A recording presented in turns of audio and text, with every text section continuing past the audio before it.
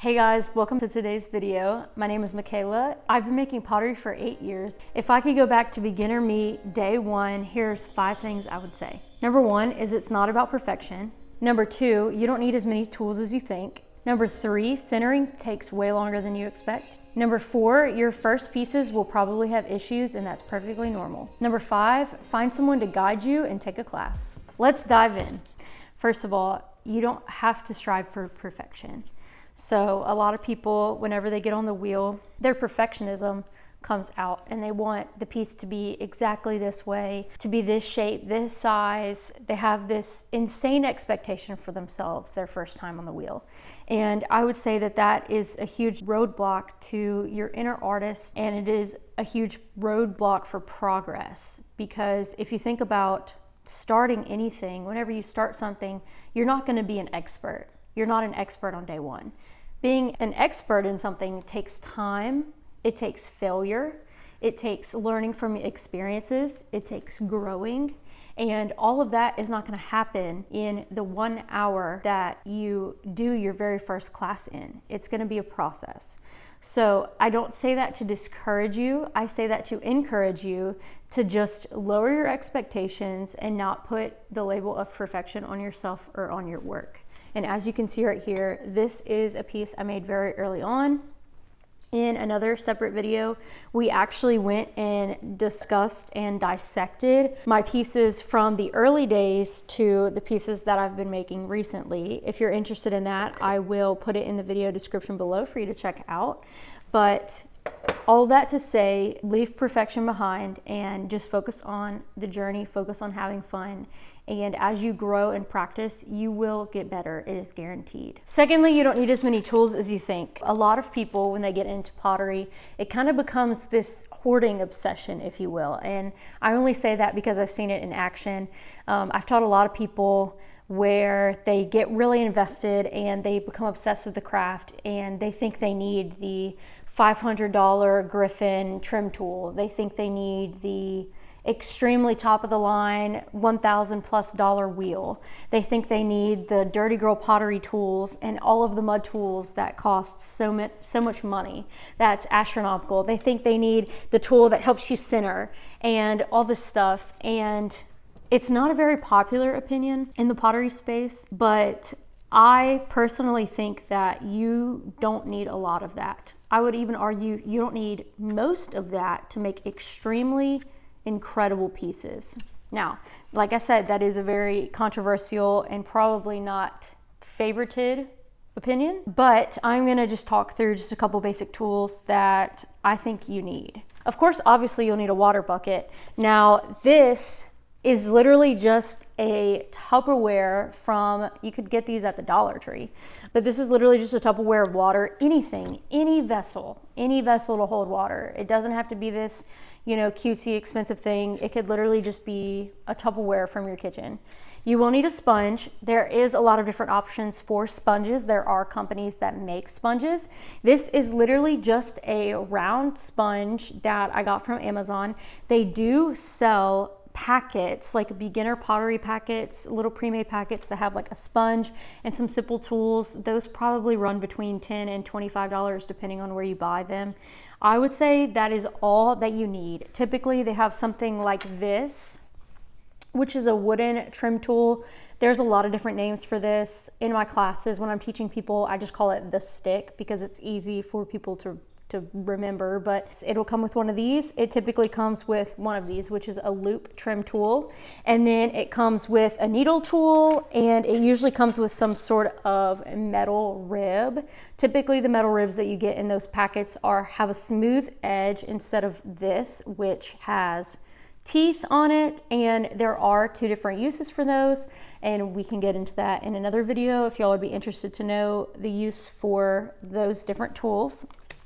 But as I was saying, you don't need anything elaborate. Now, if you want to buy the Mud Tools products and the expensive Garrity tools and Dirty Girl and all of that, feel free. Don't let me stop you or discourage you from spending money on things that you love, but just, setting the record straight here, you don't need crazy expensive pieces to make incredible work.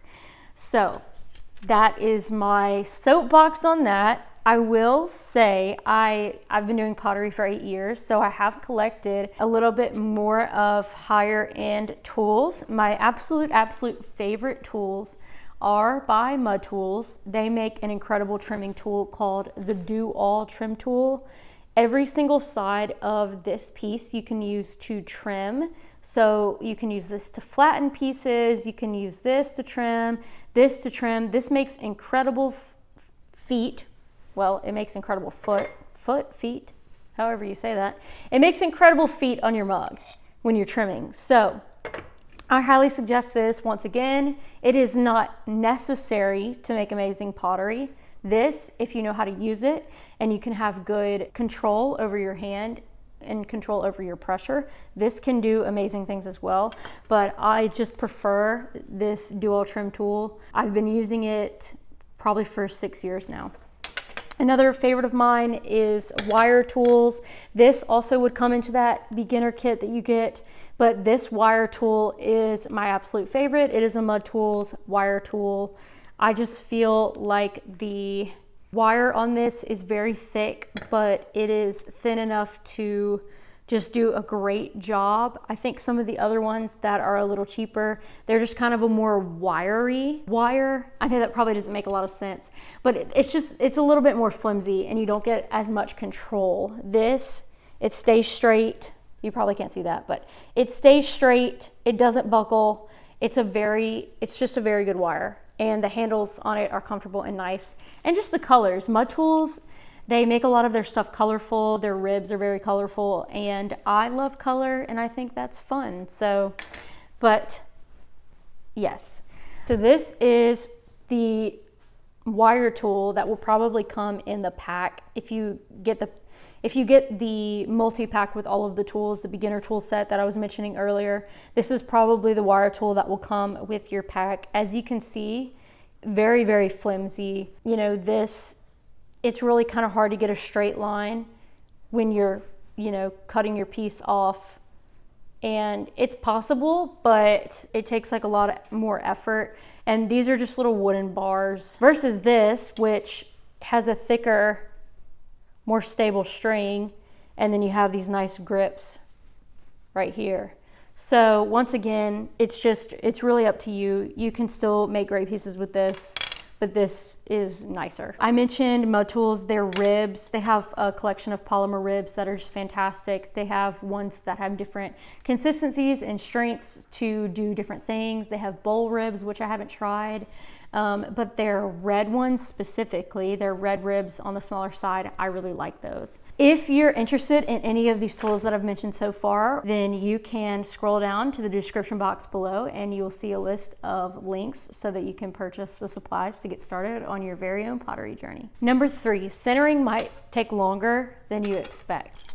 As I mentioned earlier, I've been doing pottery for 8 years and I started teaching pottery classes in 2020. I've taught over 700 beginner potters, and what I tell to almost every single person that I teach when they sit down to take a class with me is centering is a process. There are some tips to aid you and help you in learning to center faster, but in my experience, it took me a lot of practice to be able to center. So if that's something that's really hard for you, something that you're not understanding, something that you've tried a couple times or even 20, 30 times and it's still not something that you understand or can do very well, don't be discouraged by that. That is a very, very normal and very, very common thing that I see with the specifically beginners that I've been teaching, but also just with other potters that I've talked to and got the opportunity to work with as well. Centering requires placement, hand placement, elbow placement, and pressure. There is just a lot of technique that goes into pressure and hand placement. If you want to learn more about centering, leave a comment down in the video and let us know that that's something that you would want us to discuss in a video. Number 4, your first couple of pieces, roughly maybe your first 20 or more pieces, are gonna probably have some issues, and that is very common. I remember when I first started learning pottery, It was very common for me to have what they call hairline fractures in the bottom of pieces. I also have a very, very vivid memory of staying up during finals week in college and working on one mug for 3 hours. When I was doing pottery in college, we had to have 20 pieces of pottery for our final exam. They had to be in their completely dried stage. Let me go get a piece. So they had to be in this stage, which this is another person's piece, so I'm not going to show it, but because it has their name in there. This is the stage that it had to be, which this is called greenware or bone dry. When pieces are completely dried before they've been fired in the kiln, that's called greenware. I kept having issues with the bottom falling out of the mug that I was trying to make. This is another one of my beginner pieces, but basically the bottom was so thin and shallow that every time I tried to turn it over to trim it, I would trim a hole straight through the piece. And I remade the bottom on that mug, on that one mug. I would just be putting new clay on top and trying to trim it over and over again. I did that probably 4 times, which is very embarrassing to say out loud. But that is a very common issue with beginners. Thin bottoms, very, very thin bottoms, to the point where you go to kind of finish it up and you just poke a hole straight through it, or very, very thick bottoms. This mug in particular has a very, very thick bottom. It's bottom heavy. I probably made this in 2019 and it's 2025, so a lot of progress there. As I said earlier, cracks, hairline cracks and fractures are very common, which a hairline fracture is a very, very, very thin crack on the bottom of your piece. Sometimes it can go all the way through the mug, but it's so tiny that you can barely see it. But then when you put coffee or water or tea or liquid, it seeps through the bottom and it makes it unusable for liquid, which is very devastating.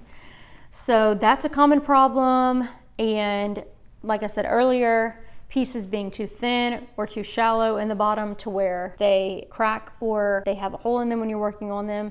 Pieces being too thick on the bottom to where it's uncomfortable to hold. And just overall surface issues. Another common issue is called pinholing. It's when the glaze isn't applied or fired properly and you get these really, really, really, really, really, really, really microscopic tiny holes in the surface of your pieces.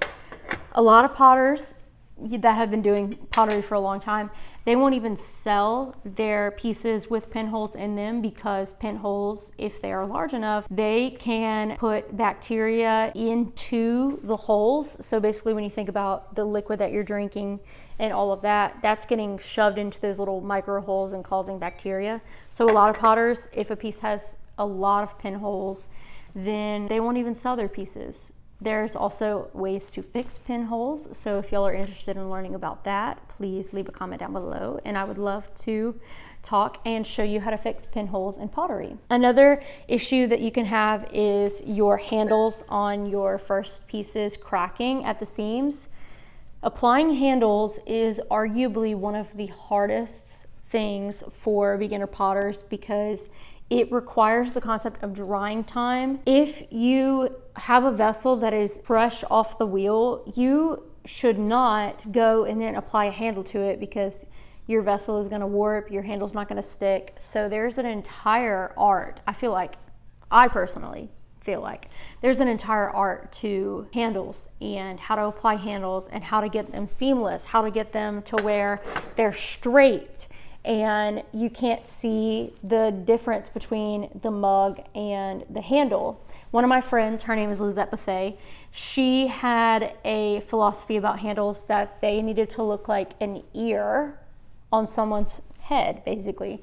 It needed to look so fitting for the vessel that you throw that it needed to look like someone's ear, someone's ear on their head. That probably sounds very peculiar, but it has helped me in creating beautiful handles, because you want to create the handle for the vessel. You don't just want to throw a handle on there, because then aesthetically it's just going to look sort of strange if you were to throw a random handle on a vessel. I throw all of my vessels and pull individual handles to match the vessel that I'm creating. I know that sounds crazy. I know that extruded handles are very popular and a lot of people have extruders. That's also a very controversial thing in the pottery world, is extruders.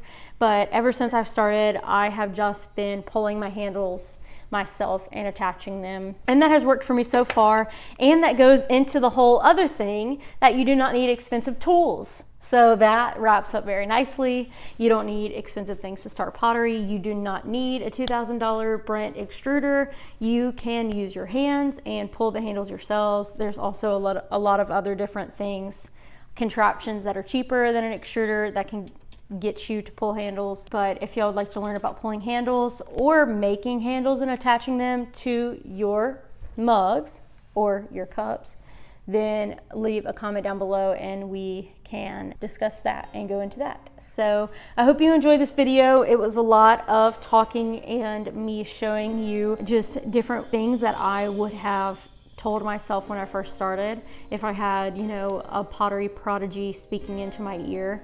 So I hope you guys enjoy this video, and if you like it, give it a thumbs up and leave a comment down below what you would like to see from us next. Thanks. Have a good one.